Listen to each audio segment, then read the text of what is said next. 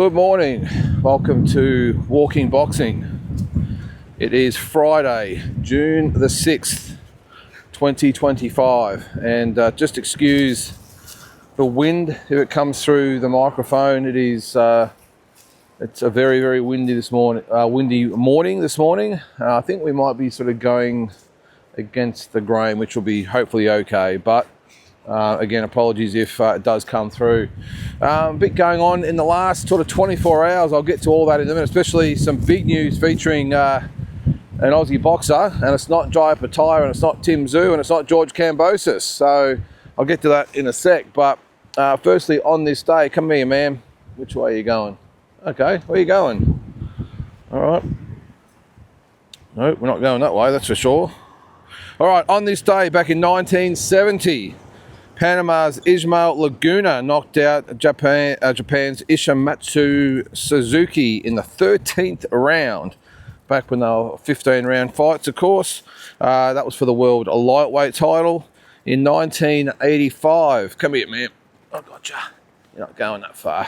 Alfonso Ratliff defeated, in a big upset actually, defeated Carlos de Leon for the world cruiserweight title. That was in Las Vegas. A year later, Ratliff would actually come up against Mike Tyson and be demolished in 2 rounds. That was on the undercard of Michael Spinks, Stefan Tenkstedt. I remember that fight. In 1985 in Las Vegas, Michael Spinks knocked out James McDonald in the 8th round for the world light heavyweight title. He would, of course, go on later in the year and beat Larry Holmes for the world heavyweight title. Now this one, actually, I'll come back to that one in a sec. In 2015, Puerto Rico's Miguel Cotto knocked out our very own Daniel Geale in the 4th round. That took place in Brooklyn, New York, and that was the one where when we're in, I know I keep referring to this quite often, but when we were all in LA for the training camp with the Twins, back in Mayweather, when Mayweather fought Pacquiao, and we were over there for a couple of weeks. Jade Mitchell was actually sparring with Miguel Cotto over there in preparation for this fight with Daniel Geale. So a little bit of significance there. And Jason and Andrew actually sparred with Vasily Lomachenko while we were there too, and I'll get to Loma in a second.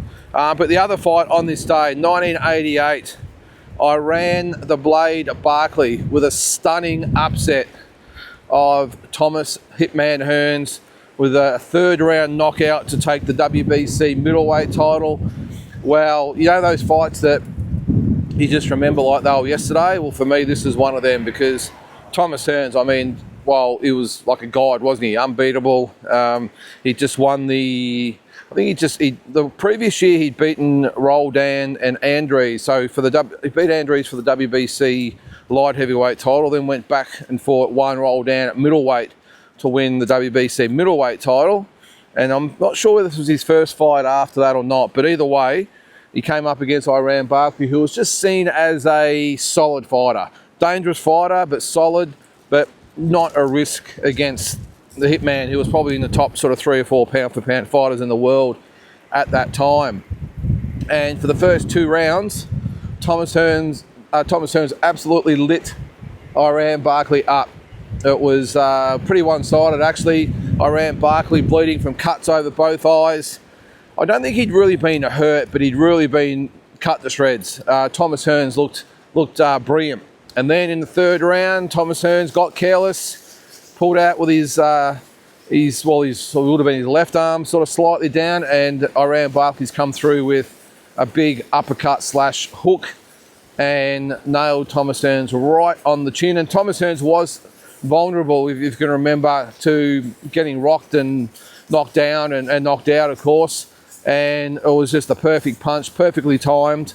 And down went Thomas Hearns, and it was all over. And Iran Barkley became the new WBC middleweight champion of the world. He would lose that fight, or the title, in his first defence against another all-time great in Roberto Duran.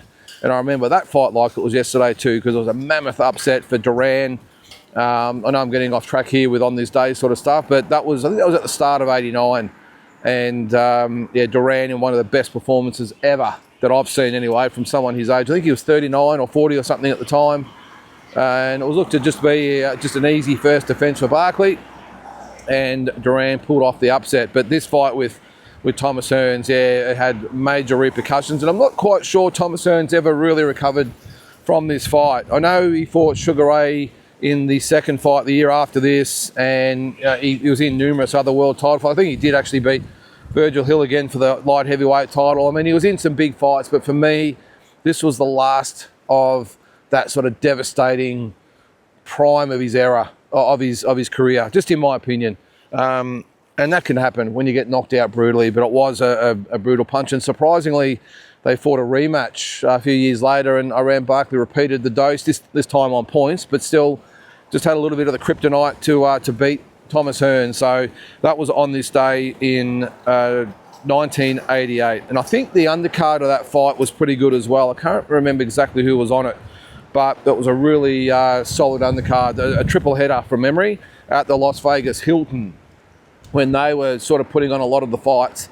And after that is when they sort of shifted to the MGM Grand just a few years after that. But at that time, all the big fights were at the Las Vegas Hilton. I actually stayed there, my first time I ever went to Vegas, just because of that, because it was the place that I used to have all the big fights at. And if you're going to Vegas, don't stay there. It's not a great hotel. It's pretty old. Elvis actually had a residency there for all that time. He was in Las Vegas as well, but it's right off the strip.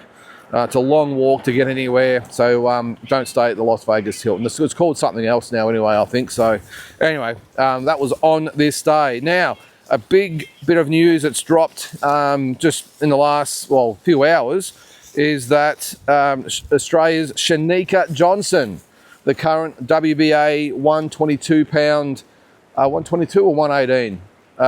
Must be 122. No, 118, sorry. She won that last year over, Nina Hughes, backed it up with a successful stoppage defence of Nina Hughes on the George Kambosos undercard. Well, she has got the opportunity of a lifetime. She's about to fight for the undisputed 122-pound championship, and it will be on the undercard of the Katie Taylor-Amanda Serrano fight in New York. So a massive opportunity for her. Now, this has come about because the WBC and WBO champion, which was Dina Thorsland, has withdrawn from her fight with Sharita Metcalf because she's found out she's pregnant. So obviously that fight is over.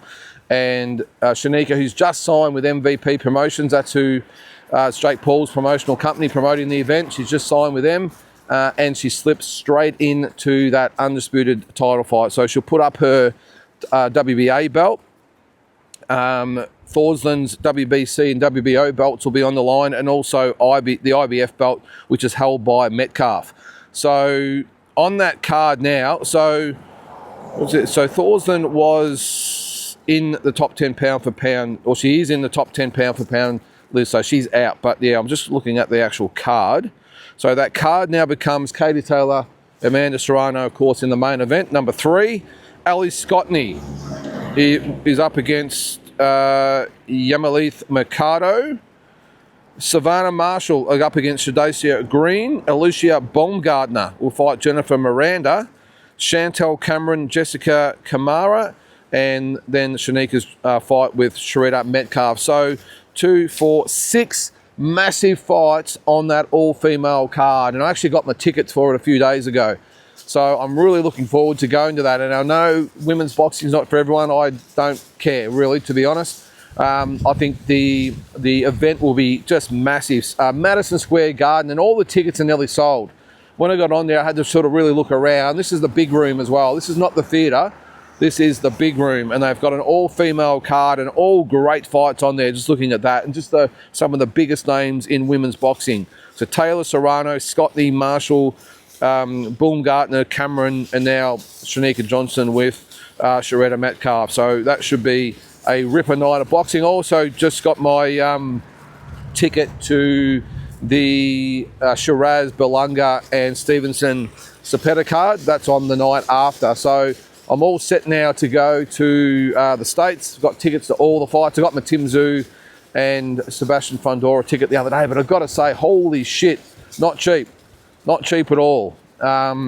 So they're a little bit more expensive than what I thought. The big issue, of course, is that Manny Pacquiao's on the card, and when they put him on the card, I think pretty much all the tickets would have at least doubled. That's just the way it goes, I suppose, because they're a hell of a lot more expensive than the fight that Tim had with Fundora last year at the T-Mobile Arena. But hey, it is what it is, and really looking forward to the week. So just to quickly recap or just put on the agenda what I'm doing. I'm flying so I go from Melbourne to Dallas to New York. I'm there for 4 nights, 4 or 5 nights, I think 4 nights. I'm then heading across to Vegas for the week, and that is for the Tszyu Fundora Pacquiao Barrios card. So 3 big events in the space of a week. So really looking forward to that. Should be awesome. Now, still on Aussie boxing now. I didn't know whether I should actually talk about this, but if you haven't seen it, check out the YouTube video with Jeff Fenech. Now, we all love Jeff Fenech. Now, if you haven't seen it, I almost put it on my Insta stories last night, but I didn't. I wasn't quite sure how Jeff would react, but I have since seen that a lot of people have actually shared it. So it's out now, but if you haven't seen it, YouTube, Jeff Fenech, Billy Dibb got him an absolute pisser. All right, so to outlay what happened, Jeff lives in a very, very nice suburb of Sydney, and really nice house, and Billy Dibb got a real estate agent to set up outside his house and start an auction of his house. So Billy and the real estate guy were in the van. I don't know whether it's a prank show or whatever the hell they do, but it was a proper real estate guy. Gee, I tell you what, they were brave. Very, very brave, because Jeff can be very, very fiery and probably doesn't take a joke that well. But they set up outside his house and started an actual auction. So Jeff, you can see Jeff sort of poking his head out thinking, what the hell is going on there? Comes out in his jocks, I think they are, by the way, in a singlet, and walks out there and says, starts off actually quite calmly, say, come on, mate, what are you doing? Piss off, mate, house is not for sale.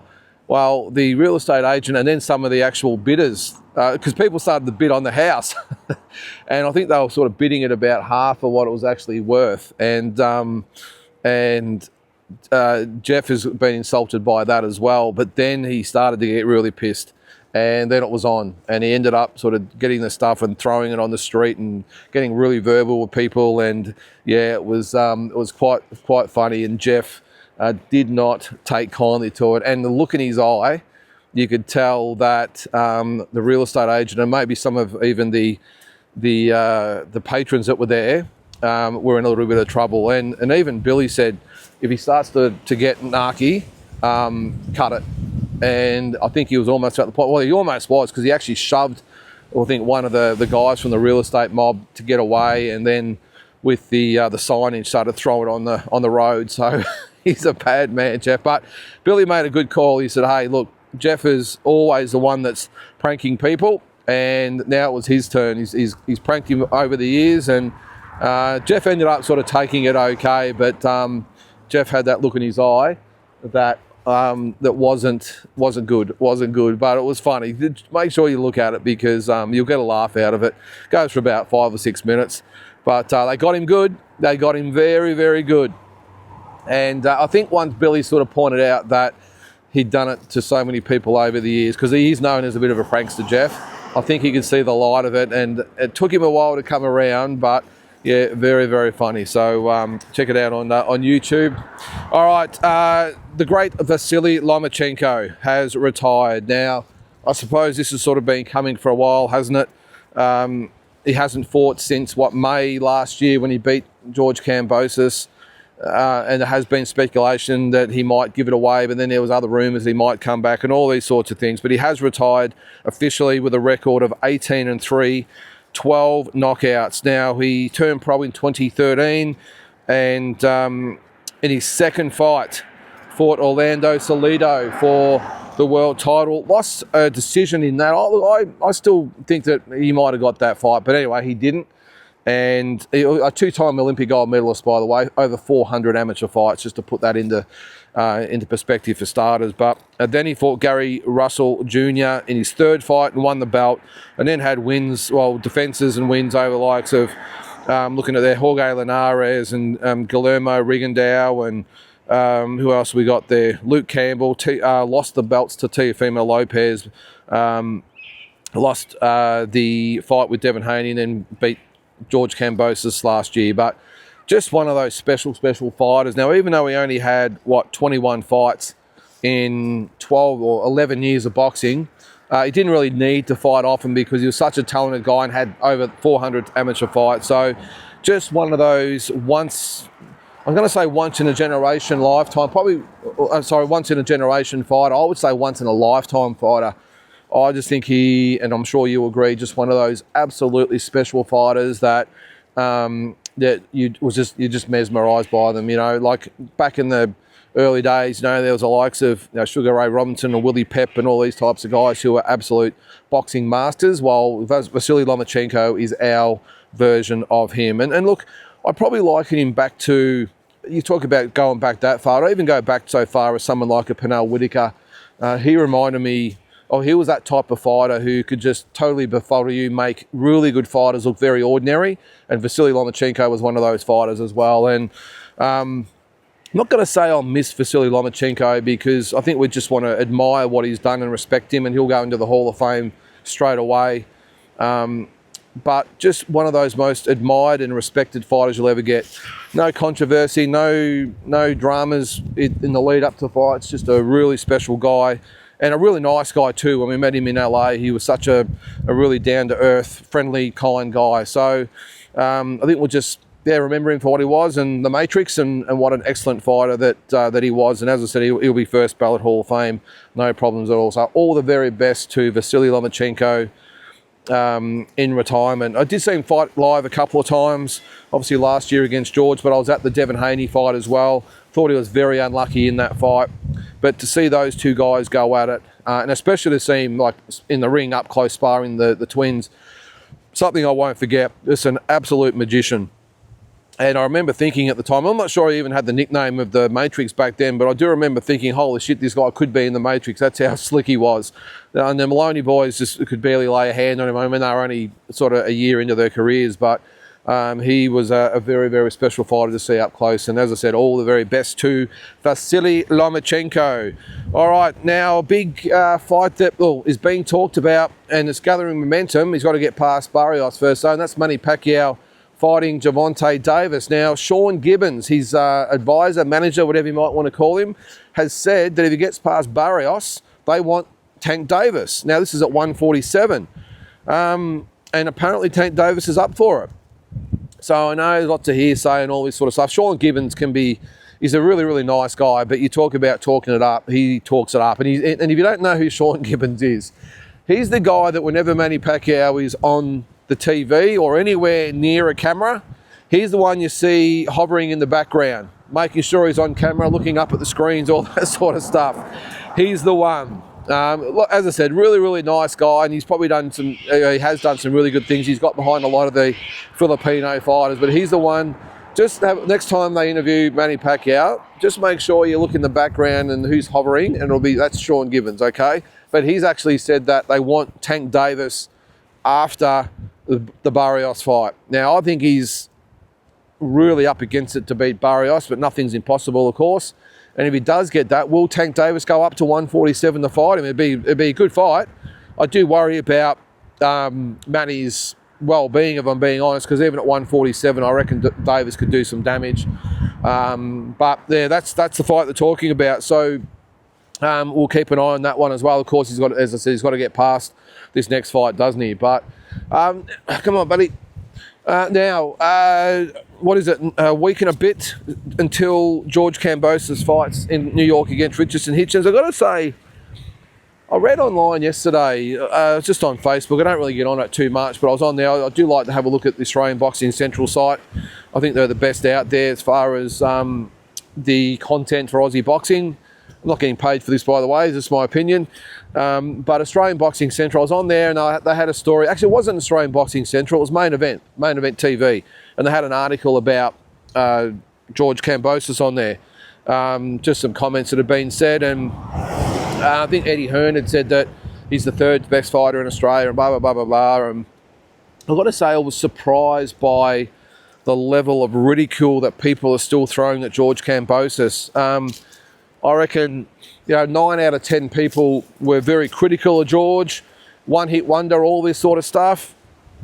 Look, I normally don't take too much notice of it because when you think about it, like, what do they say? A wolf never worries about the opinion of sheep. And I think George Kambosos would see it that way. But I'm still staggered to this day that, and I'm gathering again, these are people that have never been in the ring and probably never achieved much in their lives. But to say that George was overrated and this and that and it was just a fluke and all this sort of stuff, I sort of take offence on behalf of George Kambosos. And I'll tell you why. Because, of course, I've been in the ring 100 times as an amateur and had about 1,000 spars, you know what I mean? So, or probably more. So I know what it's like to get in the ring and I know how hard it can be. And I know that fighters like George Kambosos don't just have a lucky night. It's just apologies about that win, by the way. It takes years of sacrifice. I think he has been boxing since a very young age, worked extremely hard to get his opportunity. And when he did get his opportunity, he worked his ass off mentally, physically, and was ready and got in there and done the job and pulled off the performance of a lifetime. Now, that's a credit to George Kambosos. Now, I just don't like when people say, well, Teofimo had an off night. Well, Teofimo hasn't had any other off nights, has he? And yes, maybe he took George a little lightly, who knows? But that's his problem, not George Kambosos' problem. George turned up in shape, ready to go, and scored one of the best wins of an Australian boxer of all time. Now, I'm not, putting on my George Kambosos fanboy hat either two guys. I got nothing to gain or anything by saying this, but I just really take offence when fans get stuck into fighters about that. Now, who knows? If they had a rematch, maybe Lopez might win. I don't know. Maybe styles make fights and George would beat him again. But the fact that that performance that he put on, is so many people are so sceptical of it. I know he hasn't exactly had a stellar career since then, but geez, he's fought Haney twice, Lomachenko. He's fought some pretty good fighters, some great fight. Well, Lomachenko's a great, and who knows, Haney might end up being a great fighter as well.